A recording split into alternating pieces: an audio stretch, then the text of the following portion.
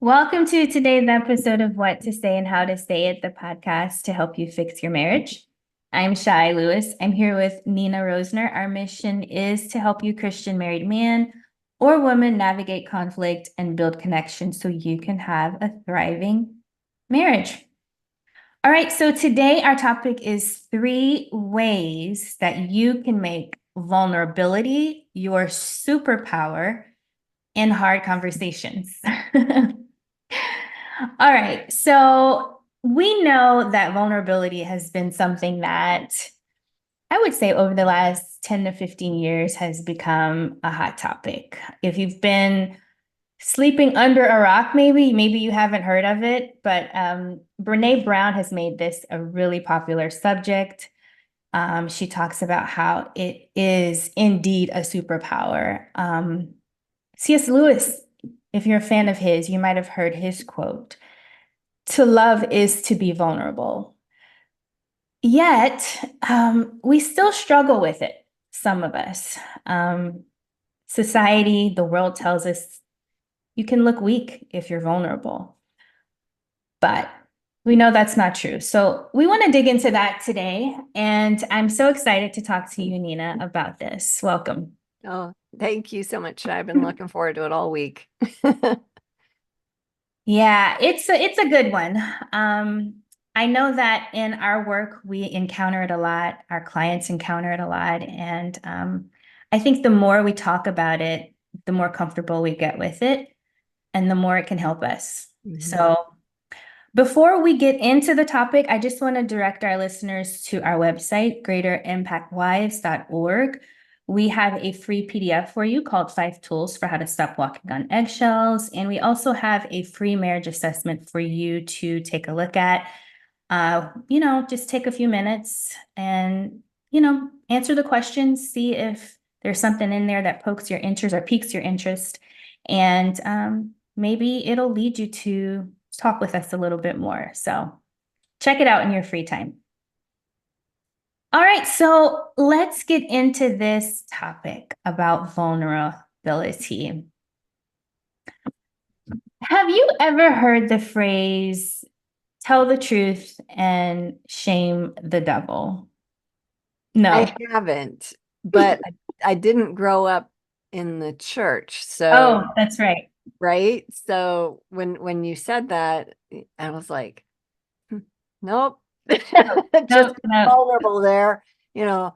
Yeah, Haven't. it is kind of a church thing that you hear a lot, but I don't think you really understand it until life happens, so to speak. But essentially, it means the more you say the truth, the less power it has over you, right? Because we know that Satan is the father of lies. We know that accusation comes from him. And so the more comfortable we get with sharing our truths, saying the quiet thing out loud that everybody's afraid to say, the less scary, right? It is. And so that's essentially what it means. And I think it does apply when we think about vulnerability, because to be vulnerable is oftentimes just to say the truth. Yeah. So I know that in the work that we do, one of the first challenges we provide for our clients is to have a hard conversation. And that can be scary for a lot of us if we haven't done it before, or maybe we've done it and it just hasn't gone very well. Mhm. You throw in setting a boundary, and it can just be overwhelming. Can you maybe share your thoughts around how vulnerability can actually be helpful in a situation like that? Yeah, and I think we need to define Mm, what vulnerability actually is, right? I don't know what Webster has to say, but there's 100 ways of looking at that word. Um, and people tend to look at it like you first said, oh, that's weakness. I'm vulnerable. It mhm. has a bit of a negative connotation, but in all honesty, the more transparent and real we are, the more easily we can connect to other people. Now, having said that, what's also true is we need to be wise about what it is we're actually sharing. Um, when I start working with people, a lot of the times they're bitter and resentful. And that kind of communication, while that being their truth at the moment, is also usually based on sin and repeating past behaviors that don't work. And, they're stuck in a cycle where they and their partner are really injuring each other. And so to say more in that space, thinking you're being vulnerable is not really true, because usually that comes across as a projection, a you language assault on the other person. You're always this, you're always that. A Mm. vulnerable thing might be, I want to talk to you and I don't, Mm. you know, I want to love you. And right now, I'm making a choice to be here, but I think I hate you right now. Like that's a vulnerable thought. And that can really injure somebody. And the question is it useful to bring that out? And sometimes it is, depending on where the relationship is. But a lot of times that's going to be directed by God. And it's Mm. to your point, tell the truth. Tell the truth. You really can't start working on a relationship if everybody's pretending that they're Yeah. in an okay space. I'm fine. And you're not. So telling the truth, it's easier to not lie than it is to tell the truth because the truth is a tricky thing to really discern. But when it comes down to, am I going to reveal something that's true to me that also may injure myself by revealing it? I think that's more vulnerable. If I can give you something that you might use against me, Hmm. that's Hmm. my that's me being vulnerable. Yeah. Yeah. So we know that it can definitely be scary. Um, we also know that it can lead to connection Hmm. potentially. Yeah. There's something that happens in between the fear of it and it being used to help that has to happen. And and one of the things I think, and I'd love to hear your thoughts around it, is just getting to a place where we can admit to ourselves, like, I feel vulnerable, like naming the feeling. We talk about the steps Hmm. and how just naming how you feel actually takes power away from the feeling just Yeah. overwhelming you. And so, I'd like to think that if we can normalize the fact that feeling vulnerable is normal, and calling a thing. I mean, like I think about David and how he expressed his feelings all the time in scripture when he was angry or afraid or sad, like it's okay to feel that way. And I think maybe that's the first step in Hmm. getting comfortable. Would you agree? Yeah, I think that's an interesting thought. Being able to acknowledge what's true within ourselves, to ourselves Mm-hmm. first, and wrestling that with the Lord. Um, so often, people start in a place where they're so hurt that all they can see is that their spouse has done this thing, right? And they've got this really common thing called negative sentiment override, where everything that the person's doing is just perceived as wrong. Like it wouldn't matter what they did. It's just going to be perceived as the wrong thing, even when the person's starting to change, right? And the only way past that is to change our thoughts. And the only way to that is to choose to be grateful. And when we're in that spot, we really have to wrangle this with God. To your point, the connection steps that we teach people about are all about learning what it is you're actually feeling, naming it, normalizing it, receiving comfort for it, taking responsibility after you get a gentle truth, and then acting different. That really empowers people to show up differently. But that vulnerable spot is with the Father there where you're receiving comfort. A lot of people struggle with receiving comfort when they're feeling ugly on the inside. And he's the one that we need to be vulnerable with first after we've acknowledged we're aware of it, or maybe we're not, right? But we interact with him and he shows us. And so that first place of vulnerability is with him. He already knows. He already knows. He already He knows. already knows. He knew before we did. Like, Mhm. yeah. But we want to be so together Mhm. and put on these performances, and it requires so much more energy. Yes. Yeah. I that's one of the nice things about being over 50, is you get away with so much more. And oh, this, it's just some old lady. You just really don't think anymore about it. I've heard older women say this when I was in my 20s and 30s about how much they loved being in their 50s because it was easy to be who they were, which is a piece of vulnerability. Like you just are. Um, and that's a confidence that emerges out of being vulnerable, by the way. That's, Mm. that's the evolution of vulnerability is confidence. I I like. remember when I first started talking about the difficulties in my marriage, yeah, I was more like I would share with a counselor and I was mortified that this was happening and I couldn't tell anybody, right?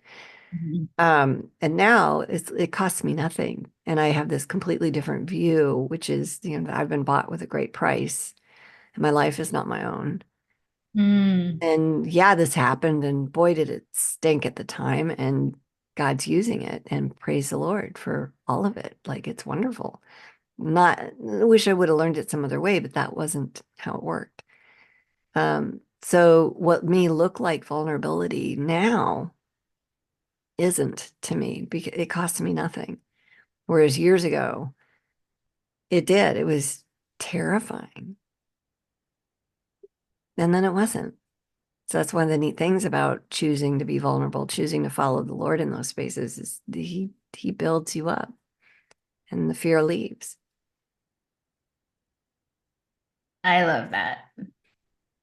So on the other side of vulnerability is actually confidence or godfidence. Yeah, I like that word. Yeah, confidence. Yeah. So you kind of hit on the second point I wanted to make, which was understanding the vulnerability, understanding what is underneath it. Um, you know, we also do a lot of work with healing, Mm, right? mhm, And the inner healing work involves exploring wounds, exploring patterns of thinking, places that are just buried deep within us that we just may not have, for whatever reason, fear, um, just inexperience, lack of skill. We haven't explored that side of ourselves. And I think that once you do that, once you just cozy up next to whatever that feeling is, whether it's anger, sadness, and understand the things that are causing that, um, you can almost walk in it, like embrace it, stand in it a little bit easier. Would you say that's true? oh yeah, definitely.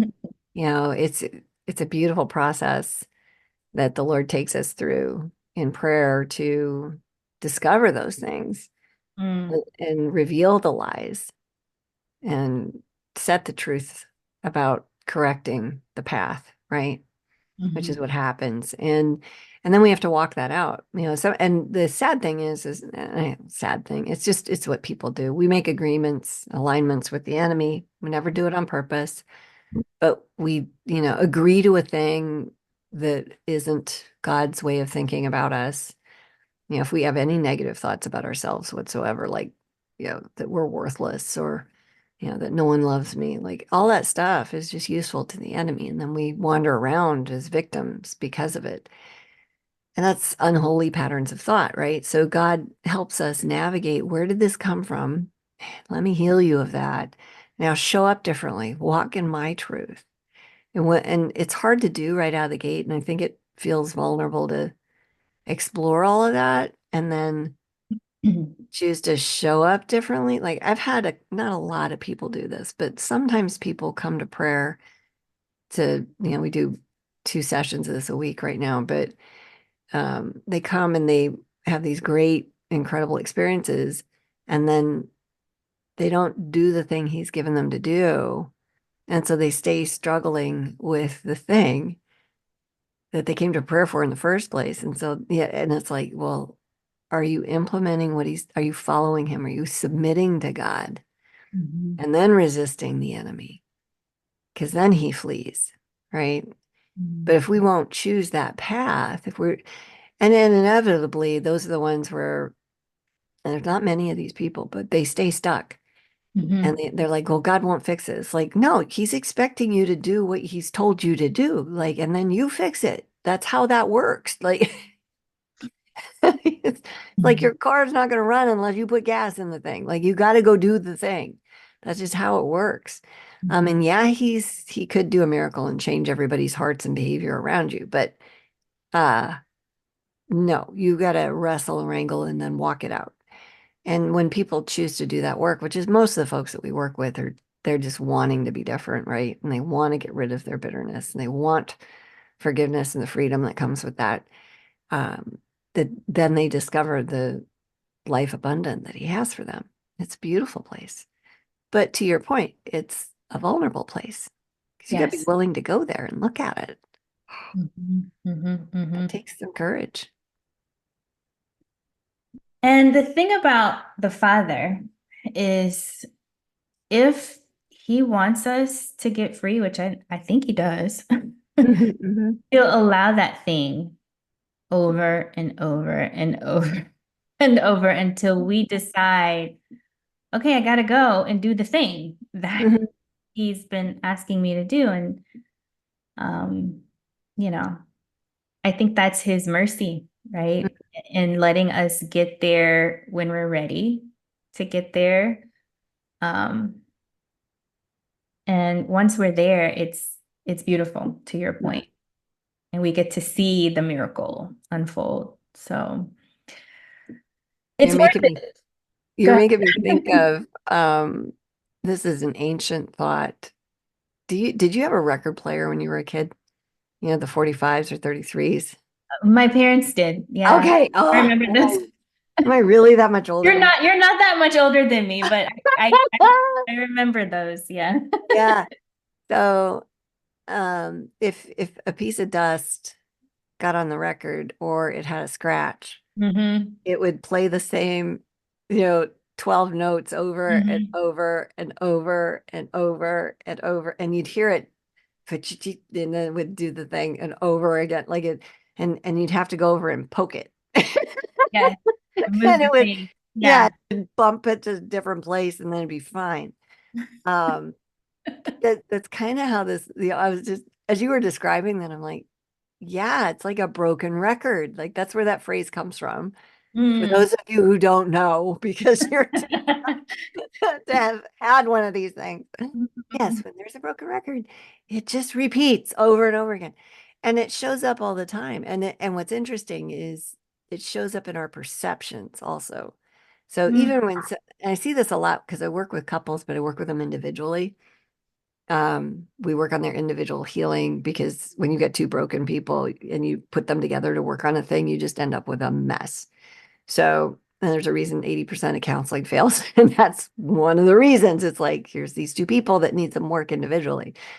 But when people have perceptions that Mhm. are broken. It doesn't matter what their spouse does, even if Wow. it's a tiny forward movement. It's going to be tiny, by the way, because they're working on changing their own stuff too. But they'll put out some tiny little change and the spouse won't see it. They're blind to it because they have negative sentiment override and they keep seeing the wrong thing. So they keep doing the wrong thing in response to that. It's like, will you just stop doing like the most simple process that Michelle Weiner Davis wrote a book. Her whole premise was just stop doing what you've been doing, do anything different. Like take your shirt off at dinner, like something. Just do something different. Yeah. Like what? Yeah, that was basically it. And I get that because if we don't stop the behaviors that we have as a pattern ourselves, nothing changes. And that's the first step is learning that we can stop doing what we always do. And so we'd work on our own healing that gives us a pause in that space and we can go, okay, I'm going to resist the enemy here. I'm not going to do what I always do. I don't know what else to do, but at least I'm not going to repeat that bad behavior. And that's one of the neat things about being able to work with people because they'll send me a text, a screenshot of, my spouse said this, and I want to rip their face off because this is what they mean and this is what they think, and they always and they never, and I'll be like, wow, this is really hard for you. What do you want instead? Well, so we'll have a conversation around this. And then they get to like I help them show up differently in that space. And it's really beautiful to then see, oh, we didn't have a fight this time. Good job. Yeah. So Change is hard. yes. Change is like the hardest thing for human beings. Change Yeah. of mindset, perception, behavior. And a lot of times it doesn't even occur to us how to change, hmm which is the beauty of coaching, and having someone that may have walked a little bit ahead of you that kind of knows some small steps to take toward change that you might have hmm not thought of.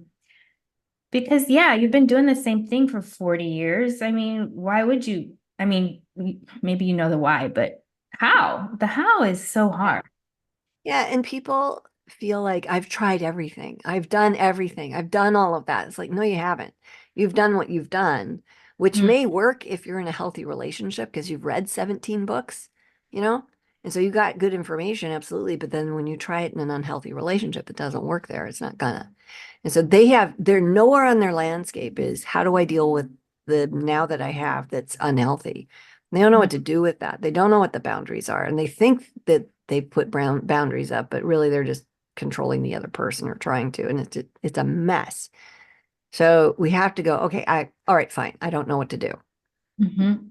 All right, I'll be vulnerable and say I don't know. Because Mhm. that's really what's true. Mhm. They want to stay stuck on the I've done all this stuff and that's our pride. But instead it's like, I give up. Fine. I don't know what to do. And then God can do something with that. Yeah.